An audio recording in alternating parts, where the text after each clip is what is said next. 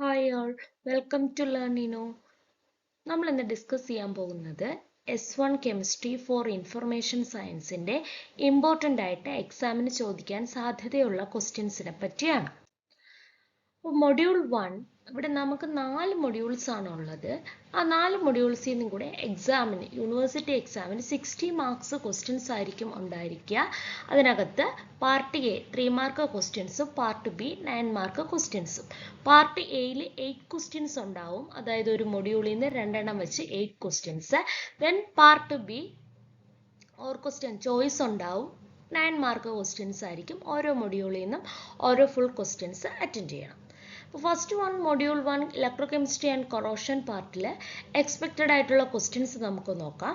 First question is what is galvanic series. അപ്പോൾ 3 മാർക്കിന് ചോദിക്കാൻ പറ്റുന്ന ഒരു ക്വസ്റ്റ്യൻ ആണ് വാട്ട് ഈസ് ഗാൽവാനിക് സീരീസ്. നമുക്കറിയാം കൊറോഷൻ ടെൻഡൻസി അനുസരിച്ചിട്ട് നമ്മൾ മെറ്റൽസിനെ അറേഞ്ച് ചെയ്ത് വയ്ക്കുന്ന സീരീസ് ആണ് ഗാൽവാനിക് സീരീസ് എന്ന് പറയുന്നത്. അതൊരു ഫിക്സഡ് സീരീസ് അല്ല. നമ്മൾ അൺപൊല്യൂട്ടഡ് സീ വാട്ടറിൽ മെറ്റൽസിന് ഡിപ്പ് ചെയ്ത് വെച്ചിട്ടാണ് കൊറോഷൻ ടെൻഡൻസി കണ്ടുപിടിക്കുന്നത്. അപ്പോൾ തുടങ്ങിയ കാര്യങ്ങൾ ഒരു 3 മാർക്കിന് വേണ്ടുന്ന ഒരു 4-5 സെൻറ്റൻസ് എഴുതി വയ്ക്കുക. Then second question, why lithium ion cells are not allowed to fully charged.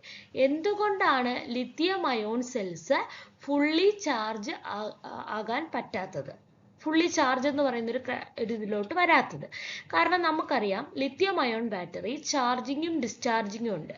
അപ്പം അതിൽ ആനോഡിൽ Li1-X CO2 എന്ന് പറയുന്ന ഒരു ഇക്വേഷൻ വരുന്നുണ്ട്. അപ്പം ഇപ്പം നമ്മൾ ഇതിനെ ഫുള്ളി ചാർജ് ചെയ്ത് കഴിഞ്ഞാൽ ഈ എക്സിൻ്റെ അവിടെ 1 വരും. അപ്പോൾ 1 - 1 0, ലിഥിയം എന്ന് പറയുന്ന പാർട്ട് ഇല്ലാതാകും. പിന്നെ അവിടെ ഉള്ളത് കൊബാൾട്ട് ഓക്സൈഡ് മാത്രമാണ്. Cobalt oxide is a highly explosive metal. അതുകൊണ്ടാണ് നമ്മൾ ഫുള്ളി ചാർജ് ഇത് ചെയ്യാത്തത്. Third question is calculate the equilibrium constant for Daniell cell. E0 cell തന്നിട്ടുണ്ട്, ഇക്വിലിബ്രിയം കോൺസ്റ്റന്റ് കണ്ടുപിടിക്കുക. ഇക്വിലിബ്രിയം കോൺസ്റ്റന്റിന്റെ equation log K is equal to NE0 cell divided by 0.0591. Daniell cell ആയതുകൊണ്ട് തന്നെ Ne2 E0 1.1 ഡിവൈഡഡ് ബൈ 0.0591. ഇത് ചെയ്യുമ്പോൾ നമുക്ക് log K ആയിരിക്കും കിട്ടുക. ദെൻ ആൻറ്റി ലോഗ് എടുക്കുമ്പോൾ Kയുടെ വാല്യൂ കിട്ടും. Next question, what are the advantages of glass electrode. Glass ഇലക്ട്രോഡിൻ്റെ അഡ്വാൻറ്റേജ് pH കണ്ടുപിടിക്കാം. നമുക്കത് ഏത് ലിക്വിഡ്സിൽ വേണമെങ്കിലും യൂസ് ചെയ്യാൻ പറ്റും.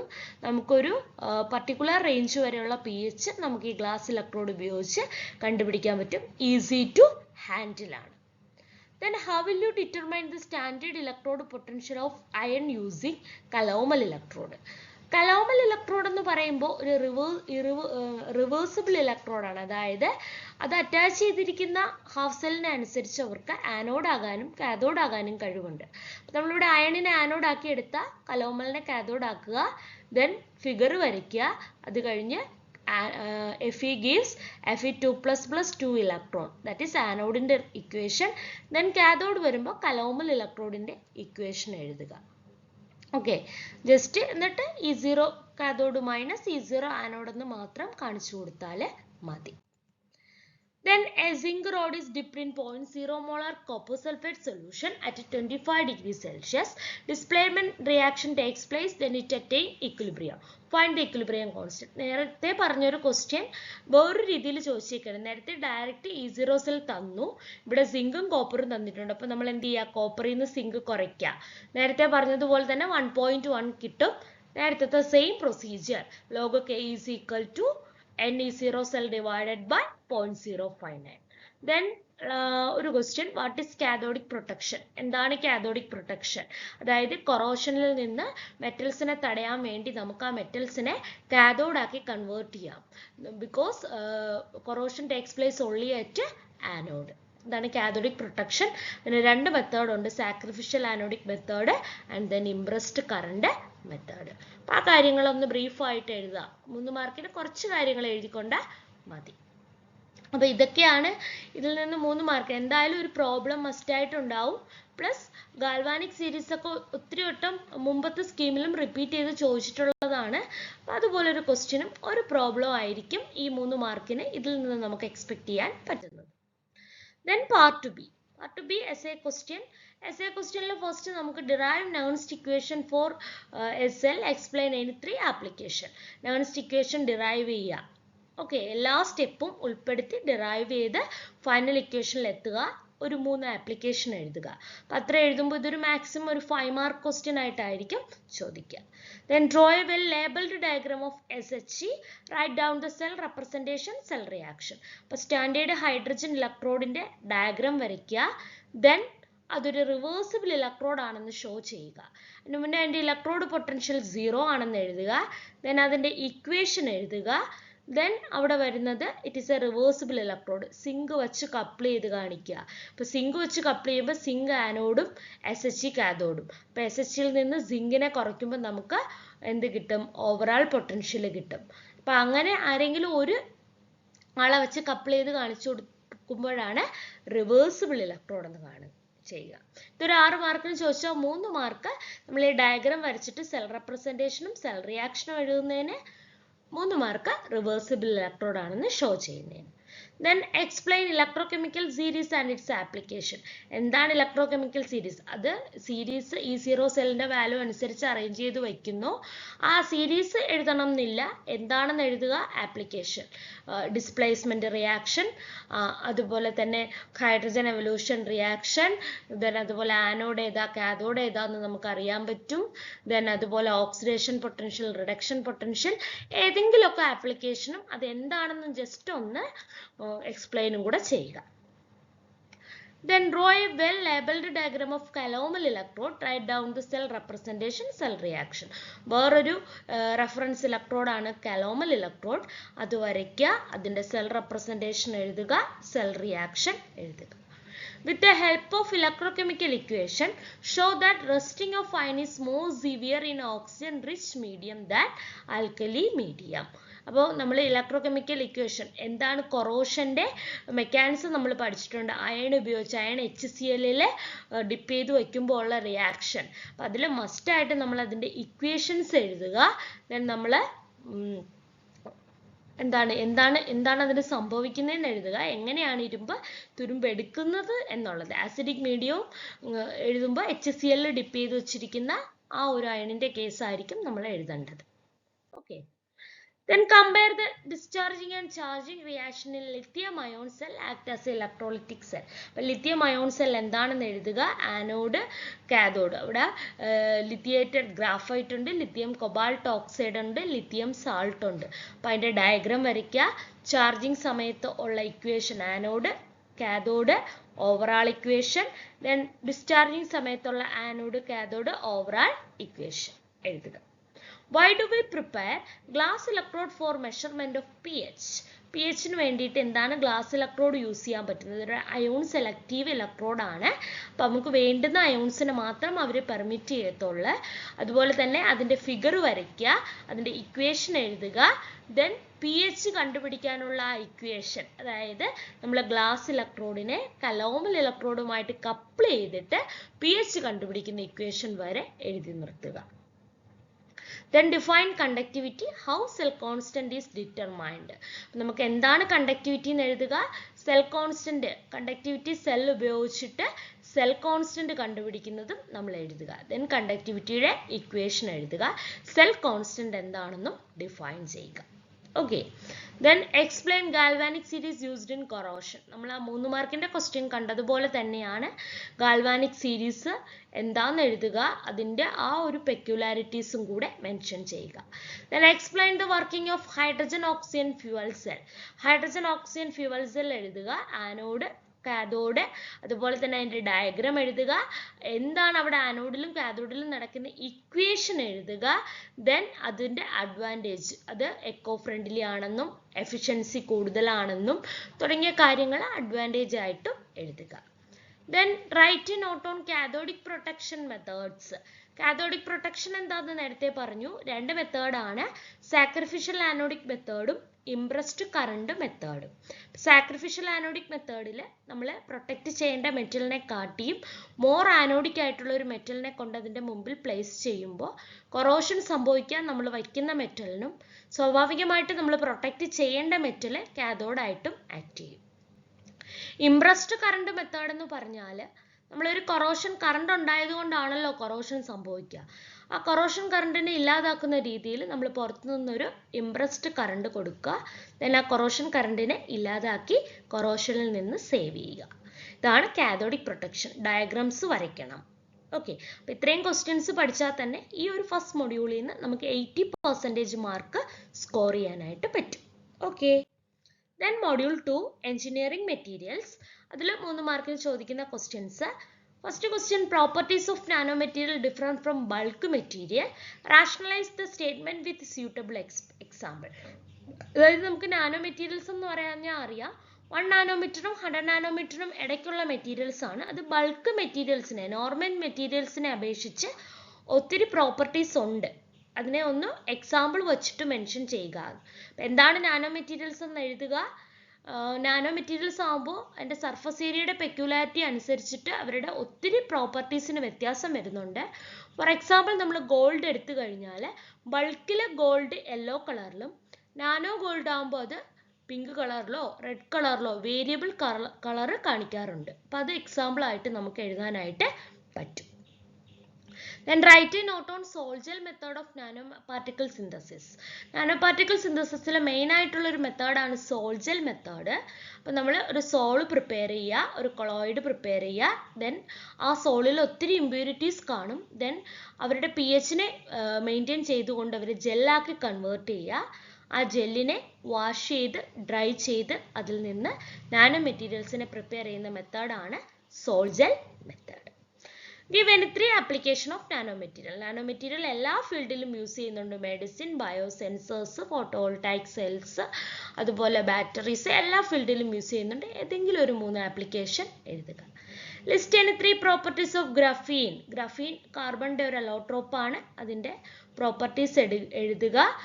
ഗ്രാഫൈറ്റ് ആണ് അതിൻ്റെ ബിൽഡിംഗ് ബ്ലോക്ക് എന്ന് പറയുന്നത്. അത് തുടങ്ങി അതിൻ്റെ ഏതെങ്കിലും ഒരു 3 പ്രോപ്പർട്ടി എഴുതുക. Then list any 3 applications of carbon nanotube. Carbon nano tube ഒരു സിലിണ്ടറിക്കൽ ട്യൂബാണ്. അതിൻ്റെ main application drug delivery, then cancer therapy, medical labs തുടങ്ങിയ കാര്യങ്ങളിൽ, ഇലക്ട്രോണിക് ഡിവൈസസിലും ഒക്കെ യൂസ് ചെയ്യുന്നു. ഏതെങ്കിലും ഒരു 3 ആപ്ലിക്കേഷൻ എഴുതുക. Then what are carbon quantum dots. അതുപോലെ തന്നെ എന്താണ് കാർബൺ ക്വാണ്ടം ഡോട്ട്സ് എന്ന് എഴുതുക. അതിൻ്റെ ഒരു 2-3 പ്രോപ്പർട്ടീസ് എഴുതി വയ്ക്കുക. Demonstrate the properties and application of fullerene. Fullerene is also an allotrope of carbon. Fullerene C20, C60, C80, C90 ഒരു ബോൾ ഷേപ്പിൽ ഉള്ള ആണ് ഫുള്ളറിൻ ഇരിക്കുക. പെൻറ്റഗൺ, ഹെക്സഗൺസ് ആണ് അവരുടെ ബിൽഡിംഗ് ബ്ലോക്സ് എന്ന് പറയുന്നത്. അപ്പോൾ അതിൻ്റെ ഒരു മസ്റ്റാർഡ് യെല്ലോ കളറായിരിക്കും ഫുള്ളറിൻ ഉണ്ടാവുക. അപ്പോൾ അങ്ങനെ തുടങ്ങി എന്തെങ്കിലുമൊക്കെ പ്രോപ്പർട്ടീസും അതിൻ്റെ ഒരു കുറച്ച് ആപ്ലിക്കേഷൻസും എഴുതി വയ്ക്കുക. 3 മാർക്കിന് ചോദിച്ചാൽ 3 പ്രോപ്പർട്ടി എഴുതുക, 3 ആപ്ലിക്കേഷൻ എഴുതുക. Okay. Then what are conducting polymers? Draw the structure of polyacetylene and polyaniline. The polymers which are capable for conducting electricity are called conducting polymers. Polyacetylene എന്ന് പറയുമ്പോൾ അസറ്റിലിനെ പോളിമറൈസ് ചെയ്യുമ്പോഴാണ് പോളിഅസറ്റിലിൻ. ഇക്വേഷൻ എഴുതുക. അനിലിനെ പോളിമറൈസ് ചെയ്യുമ്പോൾ പോളിഅനിലിൻ കിട്ടും. Then explain doping in conducting polymers. എന്താണ് doping? Foreign ആയിട്ടുള്ള മെറ്റീരിയൽസിനെ add ചെയ്തുകൊണ്ട് conductivity കൂട്ടുന്ന പ്രോസസ്സാണ് ഡോപ്പിംഗ് എന്ന് പറയുക. അപ്പോൾ ഡോപ്പിംഗ് പി ഡോപ്പിംഗും ഉണ്ട്, എൻ ഡോപ്പിംഗും ഉണ്ട്. അതായത് ഹോൾസ് പോസിറ്റീവ് ചാർജിനെ ആഡ് ചെയ്തുകൊണ്ട് കണ്ടക്ടിവിറ്റി കൂട്ടാം, അല്ലെങ്കിൽ നെഗറ്റീവ് ചാർജിനെ ആഡ് ചെയ്തുകൊണ്ട് കണ്ടക്ടിവിറ്റി കൂട്ടാം. ഇലക്ട്രോൺസിനെ റിമൂവ് ചെയ്താൽ അവിടെ ഒരു പോസിറ്റീവ് ചാർജ് ക്രിയേറ്റ് ചെയ്യും. ഇലക്ട്രോൺസിനെ ആഡ് ചെയ്ത് കഴിഞ്ഞാൽ അവിടെ ഒരു നെഗറ്റീവ് ചാർജ് ക്രിയേറ്റ് ചെയ്യും. Write the synthesis of polypyrrole. പൈറോളിനെ ഹീറ്റ് ചെയ്ത പോളിപൈറോൾ കിട്ടും. പൈറോൾ എന്ന് പറഞ്ഞ ഒരു 5 മെമ്പേർഡ് റിങ്ങിനകത്ത് NH ഗ്രൂപ്പ് വരുന്നവരാണ്. അവരെടുത്ത് ഹീറ്റ് ചെയ്ത പോളിപൈറോൾ കിട്ടും. Mention any 3 applications of OLED over LED and LCD. OLED is the advanced form of LED. ഇപ്പോൾ OLED എന്ന് പറഞ്ഞു കഴിഞ്ഞാൽ എന്താണ് കോസ്റ്റ് എഫക്റ്റീവ് ആണ്, അതുപോലെ തന്നെ ഹൈ എഫിഷ്യൻസി ആണ്, ആംബിയൻ്റ് ലൈറ്റ് സോഴ്സ് കിട്ടും, എക്കോ ഫ്രണ്ട്ലി ആയിട്ടുള്ളൊരു പ്രോഡക്റ്റ് ആണ്. അപ്പോൾ അങ്ങനെ എന്തെങ്കിലും ഒരു അഡ്വാൻറ്റേജ് ഒരു 3 എണ്ണം എഴുതുക. Give any 3 advantages of dye-sensitized solar cell. Dye-sensitized solar cell എന്ന് പറയുമ്പോൾ നമ്മൾ വെച്ചുകൊണ്ട് സോളാർ എനർജിയിൽ നിന്ന് ഇലക്ട്രിക്കൽ എനർജി പ്രൊഡ്യൂസ് ചെയ്യുന്നു. അത് നമ്മൾ ഇലക്ട്രോണിക് ഡിവൈസസിലും യൂസ് ചെയ്യുന്നുണ്ട്. അതുപോലെ അഡ്വാൻറ്റേജ് എന്ന് പറയുമ്പോൾ നമുക്ക് വലിയ കോസ്റ്റ് ഇല്ല. സോളാർ എനർജി ഉപയോഗിച്ചുകൊണ്ടാണ് നമ്മൾ എന്ത് ചെയ്യുന്നത്, ഇലക്ട്രിസിറ്റി പ്രൊഡ്യൂസ് ചെയ്യുന്നത്. നമുക്ക് പെട്ടെന്ന് നമുക്ക് അതിനെ സെറ്റ് ചെയ്യാനായിട്ടും പറ്റും. What do you mean by spintronics? Spintronics എന്ന് പറയുമ്പോൾ ഇലക്ട്രോൺസിന്റെ സ്പിന്നിനെ മാനിപ്പുലേറ്റ് ചെയ്തുകൊണ്ട് ആ മാനിപ്പുലേഷൻ യൂസ് ചെയ്തുകൊണ്ട് നമ്മൾ പുതിയ പുതിയ ഇലക്ട്രോണിക് ഡിവൈസസ് ഉപയോഗിക്കുന്ന കേസാണ് സ്പിൻട്രോണിക്സ് എന്ന് പറയുന്നത്. അപ്പോൾ അതിനെക്കുറിച്ച് ഒരു നോട്ട്, ഒരു 3 മാർക്കിനാകുമ്പോൾ ഒരു പാരഗ്രാഫ് പഠിച്ചു വെക്കുക. Then write a note on quantum computing. അതായത് ക്വാണ്ടം മെക്കാനിക്സും ഉപയോഗിച്ചുകൊണ്ട് കമ്പ്യൂട്ടർ സയൻസിലെ പ്രോബ്ലംസ് സോൾവ് ചെയ്യുന്ന ടെക്നിക്കാണ് ക്വാണ്ടം കമ്പ്യൂട്ടിംഗ് എന്ന് പറയുന്നത്. അപ്പോൾ അതിനെക്കുറിച്ചിട്ട് എന്താണ് അതിൻ്റെ ബെനിഫിറ്റ്സ്, അതിൻ്റെ ഡിസഡ്വാൻറ്റേജ് തുടങ്ങിയ കാര്യങ്ങൾ എഴുതുക. Then write a note on chemical reduction method. Gold, silver, nano മെറ്റീരിയൽസിനെ പ്രിപ്പയർ ചെയ്യുന്നത് റിഡക്ഷൻ മെത്തേഡ് വെച്ചാണ്. അപ്പോൾ ആ റിഡക്ഷൻ മെത്തേഡ് എന്താണെന്നുള്ളത് എക്സ്പ്ലെയിൻ ചെയ്യുക. 3 മാർക്കിനാകുമ്പോൾ അത്രത്തോളം മതി, ഒരു പാരഗ്രാഫ് ഒക്കെ മതിയാവും. Then ഇതിന്റെ essay question, discuss the classification of nanomaterials with example. അപ്പോൾ ഇങ്ങനെ പ്രത്യേകിച്ച് ഡയമെൻഷൻ എന്നോ മെറ്റീരിയൽ എന്നോ പറഞ്ഞിട്ടില്ല എങ്കിൽ 0 dimension, 1 dimension, 2 dimension, 3 dimension based on ഡയമെൻഷനും എഴുതുക, based on മെറ്റീരിയൽ എഴുതുക.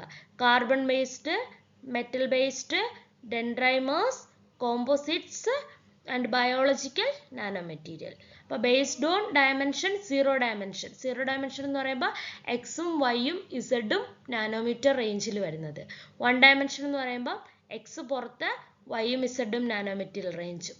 2 dimension എന്ന് പറയുമ്പോൾ എക്സും വൈയും പുറത്ത് ഇസഡ് നാനോമീറ്റർ റേഞ്ചിൽ. 3 dimension ആകുമ്പോൾ all the 3 points എക്സും വൈയും ഇസഡും out of nano scale but shows the properties of നാനോമെറ്റീരിയൽ.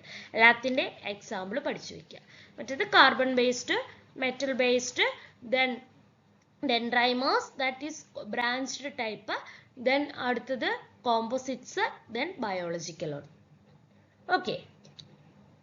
Discuss the synthesis properties and application of graphene. നേരത്തെ പറഞ്ഞതുപോലെ തന്നെയാണ്, അവിടെ പ്രോപ്പർട്ടി മാത്രമേ ചോദിച്ചുള്ളൂ. അപ്പോൾ ഗ്രഫീൻ്റെ സിന്തസിസും പ്രോപ്പർട്ടിയും ആപ്ലിക്കേഷൻ ഇതൊരു 5 മാർക്സിന് ചോദിക്കുക. അപ്പോൾ ഒരു 4 പ്രോപ്പർട്ടി 4 ആപ്ലിക്കേഷൻ, അതിൻ്റെ ഫസ്റ്റ് പോർഷനും എഴുതി വയ്ക്കുക. Then describe the synthesis properties and application of carbon nanotube. Same procedure തന്നെ, എന്താ കാർബൺ നാനോ ട്യൂബ് എന്ന് എഴുതുക. Then അവരുടെ ഒരു 4 പ്രോപ്പർട്ടി എഴുതുക, 4 ആപ്ലിക്കേഷൻ എഴുതുക. Then how is polyaniline synthesis? Aniline എടുക്കുക, അതിന് ഓക്സിഡേഷൻ നടത്തുക, പോളി അനിലിൻ കിട്ടും. ഇക്വേഷൻ മസ്റ്റ് ആണ്, 5 മാർക്ക് ചോദിച്ചാൽ 2 മാർക്ക് ഇക്വേഷൻ. 2 പ്രോപ്പർട്ടി എഴുതുക, 2 ആപ്ലിക്കേഷൻ എഴുതുക. Demonstrate the synthesis of polypyrrole. Like polyaniline, polypyrrole diagram വരയ്ക്കുക, 2 പ്രോപ്പർട്ടി എഴുതുക, ആപ്ലിക്കേഷൻ എഴുതുക. What are OLED? ഇത് വളരെ ഇമ്പോർട്ടൻ്റ് ആയിട്ടുള്ള ഒരു ക്വസ്റ്റ്യൻ ആണ്. എന്തായാലും LED എന്ന് പറയുന്ന ക്വസ്റ്റ്യൻ ഉണ്ടാവും. അതിന് ഡയഗ്രാം വേണം. അഡ്വാൻസ്ഡ് ഫോം ഓഫ് LED ആണ്. അപ്പോൾ അതിൻ്റെ ആനോഡ് എന്താ, കാഥോഡ് ഏതാ, ഇലക്ട്രോൺ ട്രാൻസ്പോർട്ട് ലെയർ ഉണ്ട്, ഹോൾ ട്രാൻസ്പോർട്ട് ലെയർ ഉണ്ട്, അതെല്ലാം വരച്ച് കാണിക്കുക. then അത് കഴിഞ്ഞ് എൻ്റെ വർക്കിംഗ് വരുമ്പോൾ ഒരു വോൾട്ടേജ് കൊടുക്കുന്ന സമയത്ത് ഒരു നെഗറ്റീവ് ചാർജ് എന്ത് ചെയ്യും, ഒരു പോസിറ്റീവ് ചാർജിന് ഹോളും ഒരു നെഗറ്റീവ് ചാർജും കൂടെ അടുത്തടുത്ത് വരും. അടുത്തടുത്ത് വരുമ്പോൾ അവിടെ റീകോമ്പിനേഷൻ നടക്കുകയും എനർജി റിലീസ് ചെയ്യും in the form of light. അതിൻ്റെ അഡ്വാൻറ്റേജ്, ഡിസഡ്വാൻറ്റേജ്. എന്താണ് ഡൈസെൻസിറ്റൈസ്ഡ് സോളാർ സെല്ല്? അതായത് ഒരു ആനോഡ് ഉണ്ടാവും, ടൈറ്റാനിയം ഡയോക്സൈഡ് ആണ് ആനോഡ്, പ്ലാറ്റിനം ആണ് അവിടുത്തെ കാഥോഡ്, അയഡിൻ ആണ് അവിടുത്തെ ഇലക്ട്രോലൈറ്റ്. എൻ്റെ ഫിഗർ വരയ്ക്കുക. ഈ ടൈറ്റാനിയം ഡയോക്സൈഡിനകത്ത് നമ്മൾ ഡൈ അപ്ലൈ ചെയ്യുന്നുണ്ട്. അപ്പോൾ അതിനകത്ത് സൺലൈറ്റ് വന്ന് വീഴുമ്പോൾ ആ ഡൈസ് എന്ത് ചെയ്യും, ഇലക്ട്രോൺസിനെ എമിറ്റ് ചെയ്യും. ആ ഇലക്ട്രോൺസിനെ ആനോഡ് കാഥോഡിലേക്ക് വിടും. കാഥോഡിൽ നിന്ന് തിരിച്ച് എന്ത് ചെയ്യും, ആനോഡിലേക്ക് ഇലക്ട്രോലൈറ്റ് വഴി വരും. അപ്പോൾ ഈ ഒരു പ്രോസസ്സ് കണ്ടിന്യൂ ചെയ്യുമ്പോൾ അവിടെ സോളാർ എനർജി കൺവേർട്ട് ചെയ്ത് ഇലക്ട്രിക്കൽ എനർജി ആയിട്ട് മാറും. Discuss the properties and application of fullerene. നേരത്തെ പറഞ്ഞ പോലെ ഫുള്ളറിൻ എന്താണെന്ന് എഴുതുക, അതിൻ്റെ പ്രോപ്പർട്ടീസ് എഴുതുക, അതിൻ്റെ ആപ്ലിക്കേഷൻ എഴുതുക. Then module 3, spectroscopic techniques and instrumental method. അപ്പോൾ അതിനകത്ത് പാർട്ട് എയിൽ ചോദിക്കാൻ പറ്റുന്ന ക്വസ്റ്റ്യൻസ് എന്താണ് അബ്സോർപ്ഷൻ സ്പെക്ട്രം, എന്താണ് emission spectrum.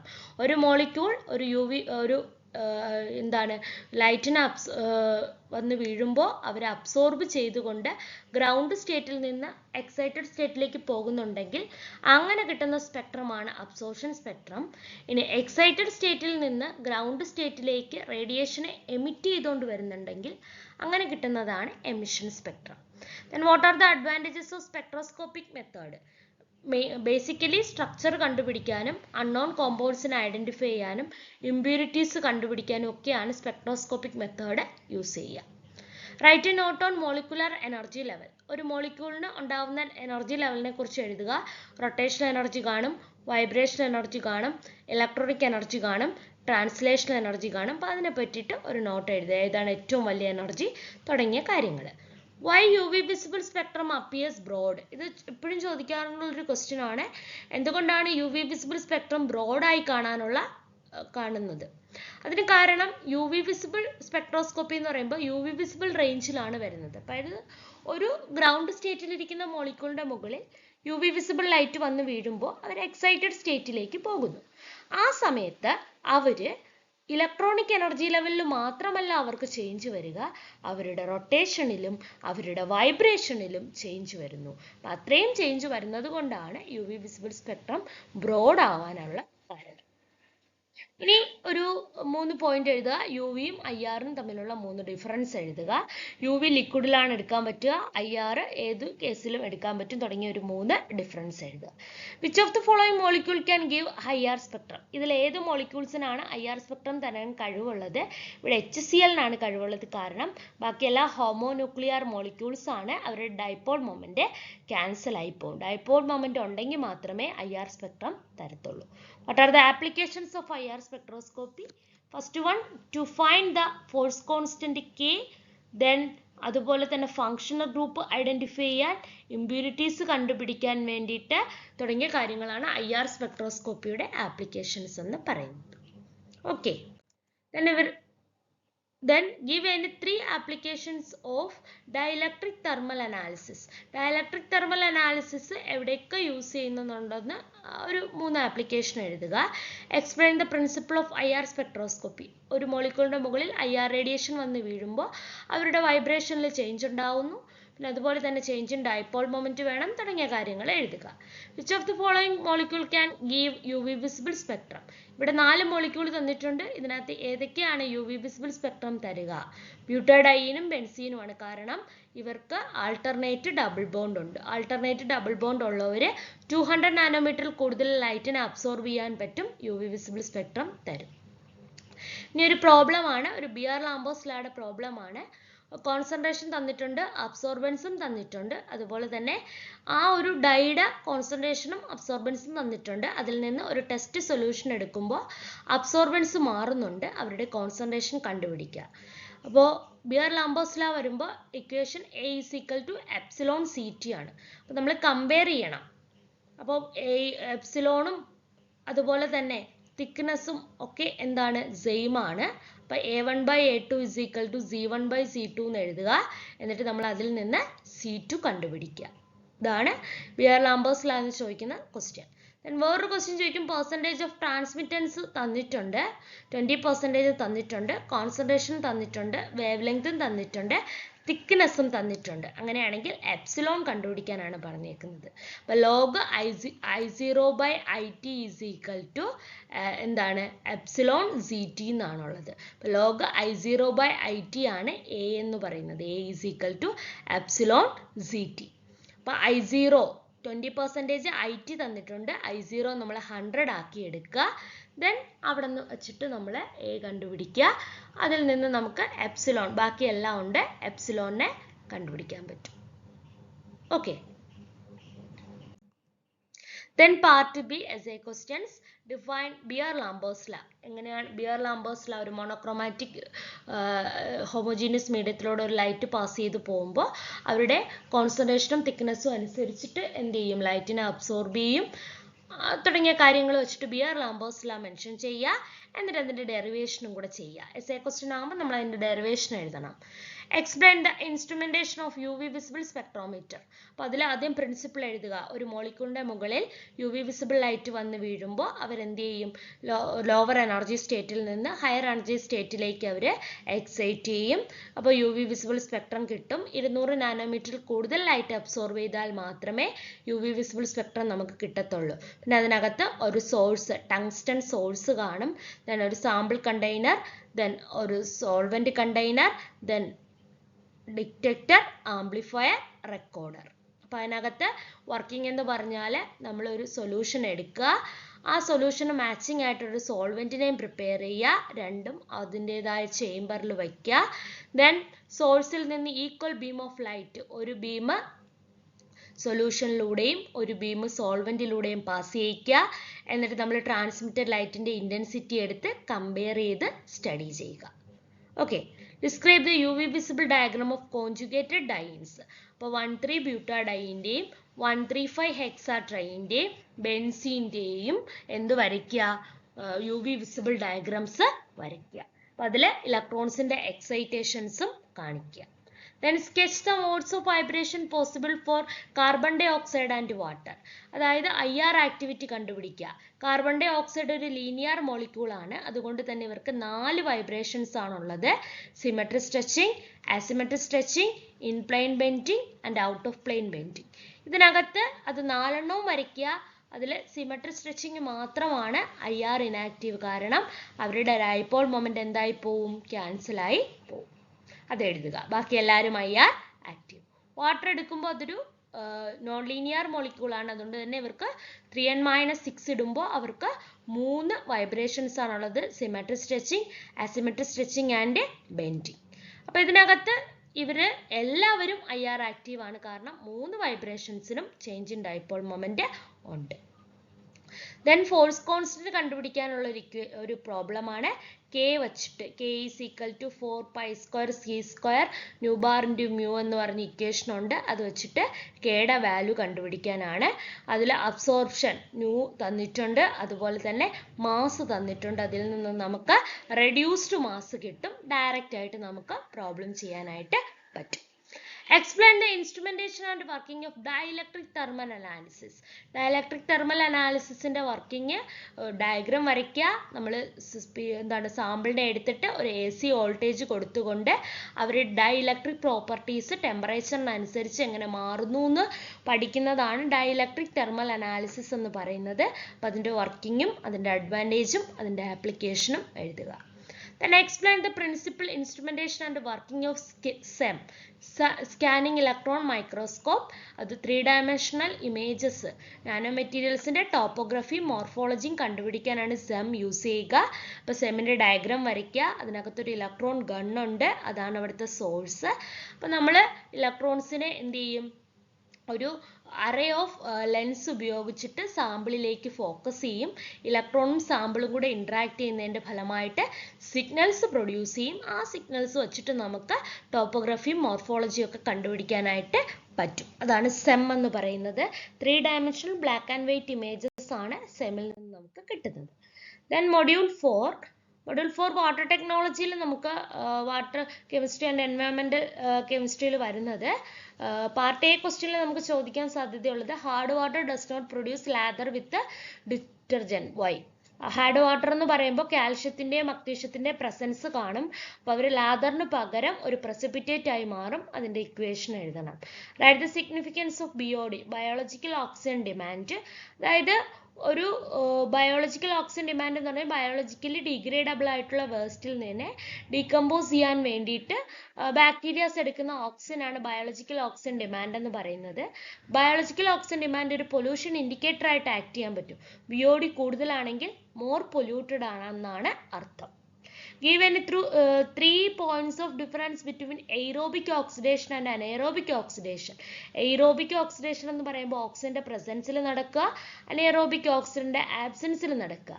Aerobic oxidation is done by aerobic bacteria. Anaerobic oxidation is done by anaerobic bacteria. Aerobic oxidation by product കാർബോഹൈഡ്രേറ്റ്സും ഒക്കെ ആയിരിക്കും. അനേറോബിക് ഇതിൻ്റെ ബൈ പ്രോഡക്റ്റ് മീഥെയിനും ഹൈഡ്രജൻ സൾഫൈഡും ഒക്കെ ആയിരിക്കും. എയറോബിക് ഓക്സിഡേഷന് വലിയ സ്മെല്ലൊന്നുമില്ല. അനേറോബിക് ഓക്സിഡേഷൻ ഈസ് ഒഫൻസീവ് സ്മെല്ലിങ്. അപ്പോൾ ഏതെങ്കിലും ഒരു മൂന്ന് ഡിഫറൻസ് എഴുതുക. Then water ion exchange resins. Ion exchange resins എന്ന് പറയുമ്പോൾ വാട്ടറിനെ സോഫ്റ്റൻ ചെയ്യാൻ വേണ്ടി എക്സ്ചേഞ്ചബിൾ കാറ്റയോൺസും ആനയോൺസും ഫില്ല് ചെയ്ത റെസിൻസ് ആണ്. അവരെ ഉപയോഗിച്ചിട്ട് നമുക്ക് ഹാർഡ്നെസ് ആയിട്ടുള്ള കാൽഷ്യവും മഗ്നീഷ്യവും ക്ലോറൈഡും സൾഫേറ്റും ഒക്കെ റിമൂവ് ചെയ്യാൻ പറ്റും. Why do we express hardness of water in terms of calcium carbonate equivalence? അപ്പോൾ കാൽഷ്യം കാർബണേറ്റ് ഇക്വലൻസിൽ എന്തുകൊണ്ടാണ് ഹാർഡ്നെസ്സിനെ റെപ്രസെന്റ് ചെയ്യാൻ കാരണം കാൽഷ്യം കാർബണേറ്റ് എന്ന് പറയുമ്പോൾ ഒരു പ്രൈമറി സ്റ്റാൻഡേർഡ് ആണ്, നമുക്ക് റെഫറൻസ് ആയിട്ട് ഉപയോഗിക്കാൻ പറ്റും. അതുപോലെ തന്നെ ഇവരുടെ ഇക്വലന്റ് വെയിറ്റും മോളിക്കുലാർ മാസും, മോളിക്കുലാർ വെയിറ്റ് 100ഉം ഇക്വലന്റ് വെയിറ്റ് 50 ആണ്. അപ്പോൾ കാൽക്കുലേഷൻ കുറച്ചും കൂടി എളുപ്പമാണ്. അതുകൊണ്ടാണ് കാൽഷ്യം കാർബണേറ്റിനെ ഉപയോഗിച്ച് നമ്മൾ ഹാർഡ്നെസ്സിനെ എക്സ്പ്രസ് ചെയ്യാൻ കാരണം. Write a note on sewage water treatment by UASB process. UASB process വഴി എങ്ങനെയാണ് സീവേജ് വാട്ടർ ട്രീറ്റ്മെന്റ് നടത്തുക? നമ്മൾ ഡയഗ്രാം വരയ്ക്കുക. അപ്പം നമ്മൾ അതിനകത്ത് എന്തൊക്കെയാണ് ആഡ് ചെയ്യുന്നത്? അതായത് ബെഡ് ക്രിയേറ്റ് ചെയ്യുക, അതിൽ നിന്ന് നമ്മൾ സീവേജ് വാട്ടറിനെ ആഡ് ചെയ്ത് കൊടുക്കുക. ആ സമയത്ത് അനേറോബിക് ബാക്ടീരിയാസ് വേസ്റ്റിനെ കൺസ്യൂം ചെയ്യും, ബൈ പ്രോഡക്റ്റ് ആയിട്ട് നമുക്ക് മീഥെയിൻ കിട്ടും, തുടങ്ങിയ കാര്യങ്ങൾ എഴുതുക. Then explain break point chlorination.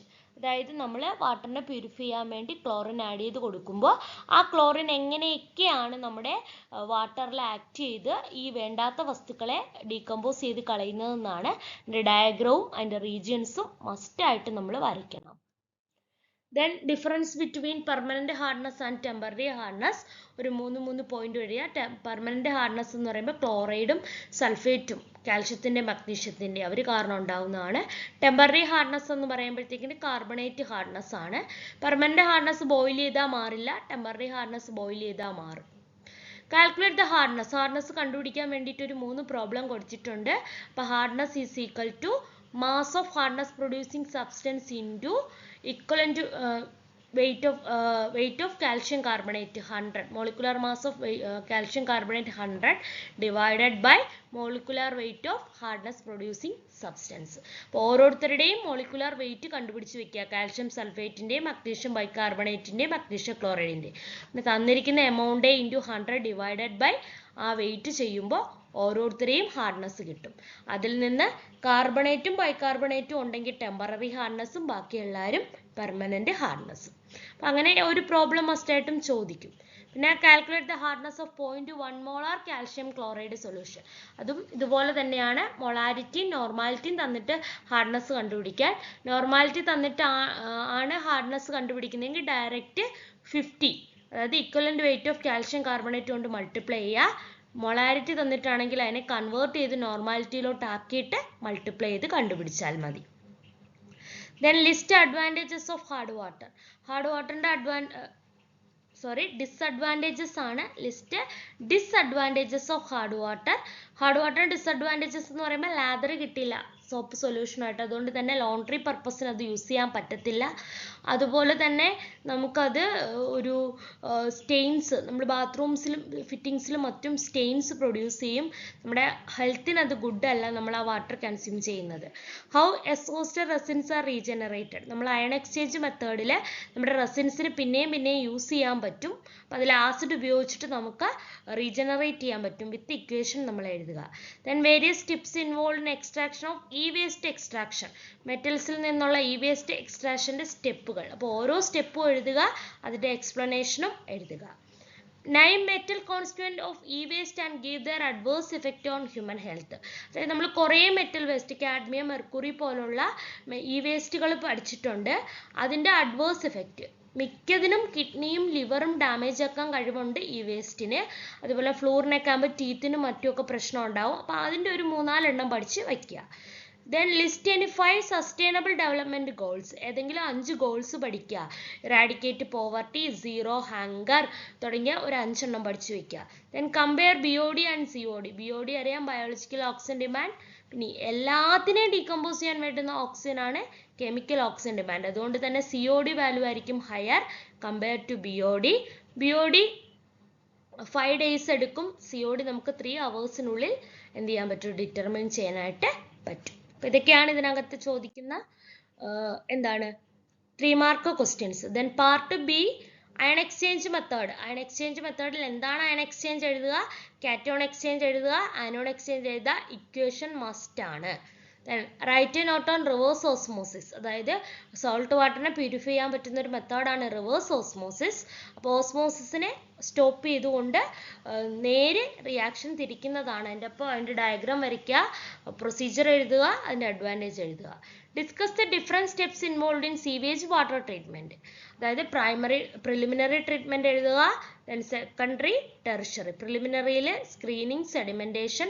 Secondary വരുമ്പോഴത്തേക്കിന് നമ്മൾ UASP, ട്രിക്ലിംഗ് ഫിൽറ്റർ, അതെല്ലാം എഴുതുക. ടെറിഷറി വരുമ്പോൾ നൈട്രജൻ സ്ട്രിപ്പിംഗ്, അതുപോലെ തന്നെ ഫോസ്ഫറസ് റിമൂവിങ്ങും ക്ലോറിനേഷനും ഒക്കെ എഴുതുക. ഇല്ലുസ്ട്രേറ്റ് UASP മെത്തേഡ് നേരത്തെ പറഞ്ഞതുപോലെ എഴുതുക.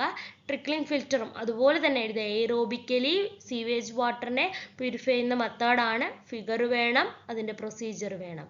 Right a note on disinfection method. Disinfection method മെയിനായിട്ട് 3 കാര്യങ്ങളാണ് എഴുതേണ്ടത്. ക്ലോറിൻ ഉപയോഗിച്ചിട്ടുള്ള ഡിസിൻഫെക്ഷൻ, അതിൽ ബ്ലീച്ചിങ് പൗഡർ ഉപയോഗിച്ചിട്ടുള്ളതും എഴുതുക. ദെൻ ഓസോൺ ഉപയോഗിച്ചിട്ടുള്ള ഡിസിൻഫെക്ഷൻ, ദെൻ UV ലൈറ്റ് ഉപയോഗിച്ചിട്ടുള്ള ഡിസിൻഫെക്ഷൻ.